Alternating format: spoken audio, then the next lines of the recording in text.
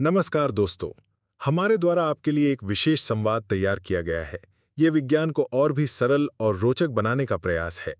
अगर आपको ये वीडियो पसंद आए तो इसे लाइक और शेयर करें और चैनल को सब्सक्राइब करना बिल्कुल ना भूलें। तो चलिए बिना किसी देरी के कन्वर्सेशन को प्रारंभ किया जाए। मानव कार्यकी ये सिर्फ एक विज्ञान नहीं बल्कि जीवन की धड़कन है। इसे अंग्रेजी में ह्यूमन फिजियोलॉजी कहते हैं। लेकिन ये असल में है क्या? सीधी भाषा में कहें तो ये वो विज्ञान है जो बताता है कि हमारा शरीर अंदर से कैसे काम करता है। हर सांस, हर धड़कन, हर मांसपेशी की गति और हर कोशिका की क्रिया सब कार्यकी का हिस्सा है। तो क्या ये शरीर के हर स्तर को समझाता है? बिल्कुल। कोशिका स्तर पर यही कोशिकाएं ऊर्जा बनाती हैं, प्रोटीन तैयार करती हैं और जरूरी काम करती हैं। ऊतक और अंग स्तर पर ये कोशिकाएं मिलकर मांसपेशियों को चलाती हैं, नसों से संदेश पहुंचाती हैं और ग्रंथियां अपने स्रवण से संतुलन बनाए रखती हैं।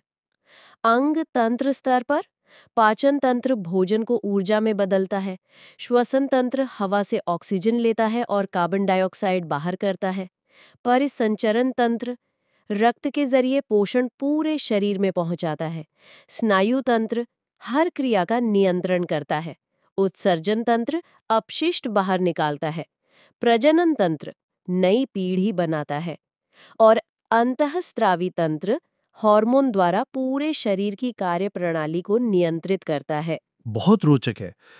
लेकिन इसकी खोज कैसे हुई? भारत में हजारों साल पहले चरक और सुश्रुत ने शरीर क्रिया और चिकित्सा विज्ञान पर गहन काम किया। वे मानते थे कि शरीर संतुलन पर आधारित है। यूनान में हिप्पोक्रेट्स, जिन्हें चिकित्सा का जनक कहा जाता है, ने कहा कि स्वास्थ्य 4 रसों के संतुलन पर निर्भर करता है। फिजियोलॉजी शब्द कहाँ से आया? ये ग्रीक भाषा से आया है। फिसिस मतलब प्रकृति और लोगोस मतलब अध्ययन, यानी फिजियोलॉजी का अर्थ है प्रकृति और कार्यों का अध्ययन। और सबसे पहले किसने इसका प्रयोग किया? 16वीं शताब्दी में फ्रांस के वैज्ञानिक जीन फेरनेल ने। उन्हें आधुनिक कार्यकी का जनक भी कहा जाता है। फिर कौन सी खोज सबसे बड़ी मानी जाती है? 17वीं शताब्दी में विलियम हार्वे ने रक्त परिसंचरण की खोज की। उन्होंने बताया कि हृदय एक पंप है जो रक्त को पूरे शरीर में भेजता है। ये खोज इतनी महत्वपूर्ण थी कि इसने मानव कार्यकी को वैज्ञानिक नींव दी। और आज हम जानते हैं कि श्वसन, पाचन, स्नायु और हर अंग तंत्र की कार्यप्रणाली कैसे होती है। मानव कार्यकी जीवन की हर गतिविधि का विज्ञान है।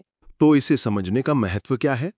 ये हमें बताता है कि हमारा शरीर कितना अद्भुत और संतुलित है। हर कोशिका, हर अंग अपनी भूमिका निभाता है। यही कारण है कि मानव कार्यकी केवल विज्ञान नहीं बल्कि जीवन का सबसे सुंदर रहस्य है। पाचन की प्रक्रिया की शुरुआत कहाँ से होती है? पाचन की असली शुरुआत हमारे मुंह से होती है, जिसे हम मुख गुहा और अंग्रेजी में माउथ कैविटी कहते हैं। जैसे ही हम भोजन करते हैं, उसे चबाने के साथ साथ लार ग्रंथियां, सलाइवरी ग्लैंड सक्रिय हो जाती हैं। मनुष्य में कितनी लार ग्रंथियां होती हैं? मनुष्य में कुल 3 जोड़ियां यानी 6 लार ग्रंथियां पाई जाती हैं। और एक बात, इनके साथ ही स्वाद का अनुभव करने के लिए जीभ की ऊपरी सतह पर स्वाद कालिकाएं, टेस्ट बर्ड्स पाई जाती हैं। लार ग्रंथियां काम क्या है? लार ग्रंथियां में 99% जल और 1% एंजाइम होते हैं। इनसे निकलने वाली लार में एक प्रमुख एंजाइम होता है जिसे टाइलिन कहते हैं। ये एंजाइम भोजन में मौजूद स्टार्च को तोड़कर माल्टोज यानी डाइसैकेराइड में बदल देता है। क्या लार में और भी कुछ तत्व पाए जाते हैं? बिल्कुल। लार में लाइसोजाइम एंजाइम और थायोसाइनेट आयन होते हैं। ये दोनों भोजन के साथ आए सूक्ष्म जीवों और हानिकारक जीवाणुओं को नष्ट कर देते हैं। यही कारण है कि लार केवल पाचन ही नहीं बल्कि हमारी सुरक्षा में भी मदद करती है। भोजन का कितना भाग लार की मदद से पच जाता है? मुख गुहा में लगभग 30% स्टार्च का पाचन केवल लार की मदद से हो जाता है।